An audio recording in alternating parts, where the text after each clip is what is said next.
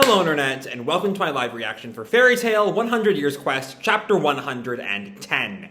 When we last left our heroes, we saw a little bit more of the fight with Natsu and Suzaku versus Dogramag, but they really didn't make much progress there. They were like, Suzaku was able to help Natsu out of a tough spot during the fight, but neither of them have yet to really make any damage at all to Dogramag, assuming they even will at this point. The rest of the chapter, though, focus on the fight between Laxus and Kirin, where we learn some big things about Laxus and his Thunder Dragon Lacrima. Specifically, that it came from the processed heart of the Thunder Dragon King, the Yellow Dragon Alexian, who is the same dragon that Kirin ate the rest of, and the soul is in Kirin's coffin. So Kirin wants to, eat Laxus now, I think, to get the rest of Alexian.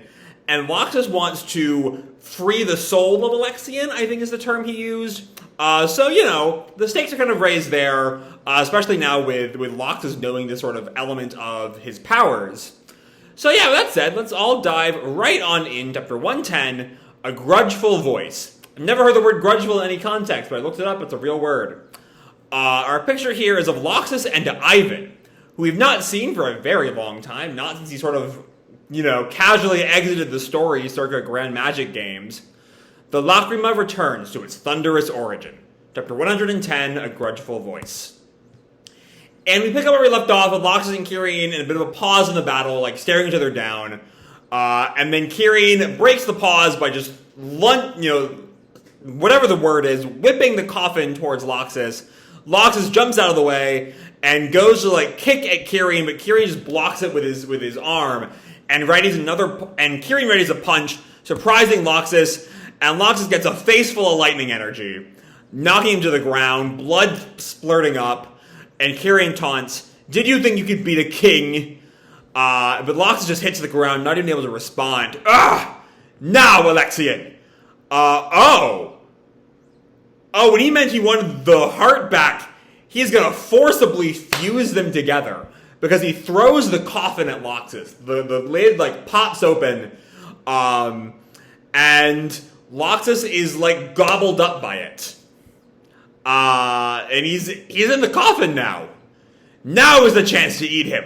Reclaim your heart. Devour Laxus and be whole. Can a soul eat? Is that a thing souls can do? I don't know. But Laxus is just, screaming in pain as his essence is devoured by this thing. Ah! And we cut to 30 years ago. In this wasteland, as a younger York stands over a fallen dragon.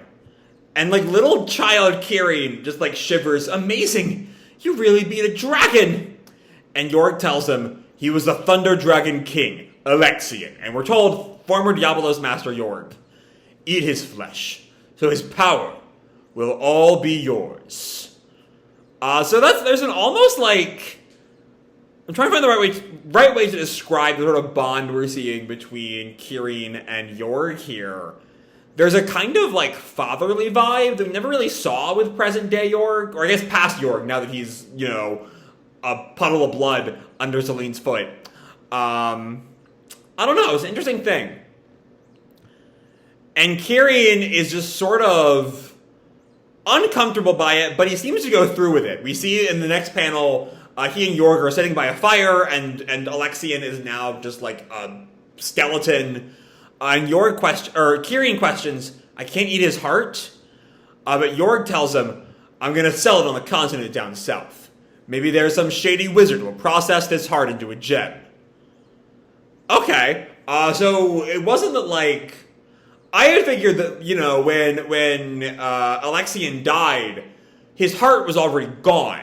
In the same way that Eleftheria is sort of divorced from his own heart. But I guess not. I guess it was just York selling it. Okay.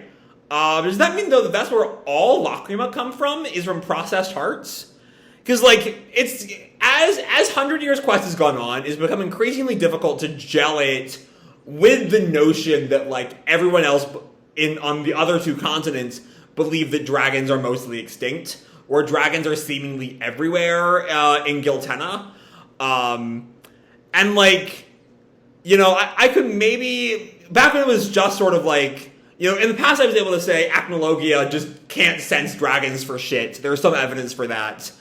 But, with the idea that every single Dragon Slayer lacrima comes from a Giltenin dragon, that's just getting increasingly difficult to believe. I don't know. It doesn't really impact 100 Years Quest, but, it doesn't quite gel, is the thing.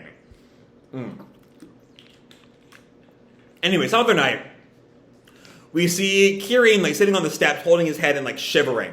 Master, since I ate it, I've been having these non-stop nightmares. This is the dragon's curse. But York, all that sort of fatherly vibe is gone now. There's no such thing. Did you forget? We're dragon eaters. Eating dragons is what we do. And Kirin, he leaves Kirin alone there to just shiver. And back in bed, Kirin hears a voice. Return my heart. Return my heart to me. If you took my life, then take responsibility. Where is my heart? Return it. Return it. Return it. This whole thing gives some credence to what Kirin said last chapter about, how since he ate Kirin, since he ate Alexian, he has the responsibility for him. He has, ownership of him. I don't know, how that sort of impacts the way we view dragons as a species, but it is interesting nonetheless. But he wakes up in a terror. Wah! And Wraith is there. We haven't seen him in a while. Good to see Wraith again, even if he's dead in the present. And given the way that Kirin's whole story is wrapped around ghosts and spirits and all that, Wraith is kind of the person to go to for all this. Are you alright, Kirin-kun? And Kirin notes him. Wraith, of course, did not age in the 30 years between this and the whole Alderaan incident. Wraith, what happened? Hold on, I'm trying to work out who's saying what here, because the bubbles are connected, but it looks like what happened is Kirin's line, and it's like my dragon spirit is Wraith. Which shocks Kirin. And then Wraith tells him they appear before dragon eaters now and then. I'm a spirit myself, so I understand. I thought, it's been a while since I read the Wraith fight, but I thought Wraith didn't know he was a ghost until he possessed Makarov. Or did he know he was a ghost and then didn't remember his past until he possessed Makarov? Might be that one. That would make more sense here. But Wraith pulls out a box. What's that? I locked it in the box, that's all. A soul in a box? Yes. But maybe it's a little small. Maybe a slightly bigger box would be better. I'll give this to you. And he hands the box to Kirin, and Kirin reacts, I don't want it! Just erase it or something. But Wraith counters, this spirit still has a lingering attachment to this world. It can't be erased. Just as I can't be. You stole his life, so you must accept responsibility. You have no choice but to hear his voice and live with him. So there's a theme here that Wraith is sort of peddling of, the necessity of responsibility. That you took a life, you have to deal with the consequences here. And we haven't really seen that from the Dragon Eaters in the past, despite the fact that they're all sort of inherently based around the concept of taking a life. But it's interesting nonetheless. And we hear Alexian again, ominously murmuring, "Return my heart."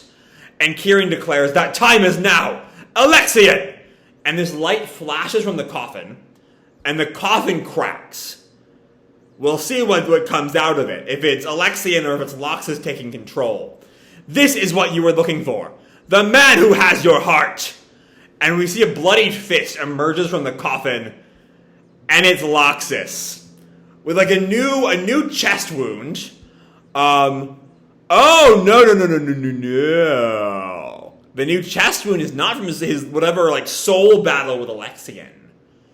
It looks like he reached into his own chest and dragged out the lacrima. Which is now, it's like the lacrima itself is electricing now and not Laxus. And Kirin is just stunned at the determination it took to rip open your own chest. As Laxus just mocks him, I told you, didn't I? I got no attachment to this lacrima in my body. And Kirin is just stunned. Impossible! That's the source of your magic power. Yet you ripped it out? Yeah, I got sick of your eat it, devour it crap, so I got rid of it. And he drops the lacrima, stunning Kirin, Alexian! But then we see, even without the lacrima, there's this huge energy swirling around Laxus. There's one huge thing you got the wrong idea about. What? I heard Alexian's voice in that coffin. After all those years, you'd think being together would make Alexian get attached to you. But Alexian didn't think about you at all. All this time, there's still this energy swirling around Laxus. The proud king of the Thunder Dragons just kept thinking about getting his heart back. And all that energy is now starting to swirl around Laxus's palm. And his soul kept wandering, looking to protect his dignity and slay the one who desecrated his body. And Kirin now is stunned at this twist. He did it to kill me? Now he's met the guy who'll slay you. Oh, and Laxus, even without that lacrima, takes the soul of Alexian and devours it. Is he himself becoming a dragon eater? Like Kirin ate the body and Laxus is now eating the soul? And this is Kirin's reaction. Alexian's soul! He ate it! This magic power is like roaring thunder. And we see the red lightning from the fight with Waleed. And he, throws it at Kirin, turning his power against him. Thunder Dragon Kings, red lightning! And he throws it right at Kirin. And Kirin just smokes. You thought I heard Alexian's voice? Heh, I was just playing you. That was magic power, so I ate it. Now I feel free from my stupid dad's curse. And we end on a shot of the bloody lacrima to be continued. Okay. Alright, let's interpret this final scene. Because my initial reading of it is that what Laxus is doing here is not Dragon Slayer magic anymore. He calls it Thunder Dragon Kings, but if he had eaten Alexian's soul, then he would have Alexian's king power. But without doing that, it would never have been a king, never would have had the king moniker in the first place if it was actually tied up with the dragon he ate, with Alexian. I think he's just, at this point, he's been using lightning magic for so long that even without the Dragon Slayer element, he still has lightning at this point. And he just lies about it being from Alexian. The same way he lies about eating the soul, he's just eating the rampant magic power. Which, that's an interesting thing, though. I don't know, maybe the way we should read this is that Laxus has been a Dragon Slayer for so long, he's had that lacrima embedded in him, that at some point, certain elements of it are embedded within him.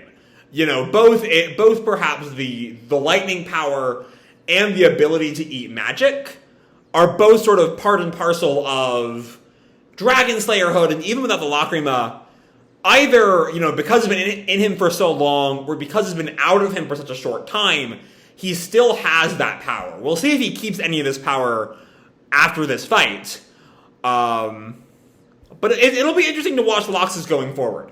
Because I don't think Machima will get rid of Laxus as a strong fighter. Because if he does not have his Lightning Dragon Slayer magic, what physical fighting strength does he have?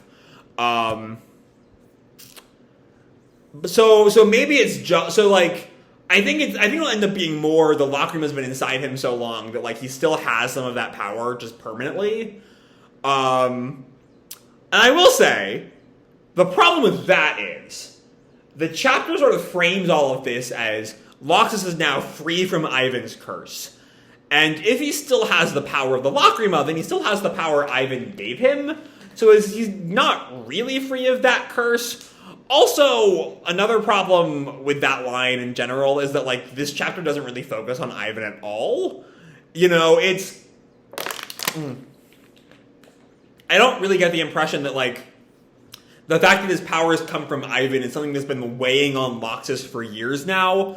Beyond, like, the little shot of him in the cover art, we haven't really seen Laxus. We haven't really seen Ivan in years. I don't think he's been mentioned since we really found out what Lumen Histoire did. He might have been briefly mentioned last chapter. I have to go back and check.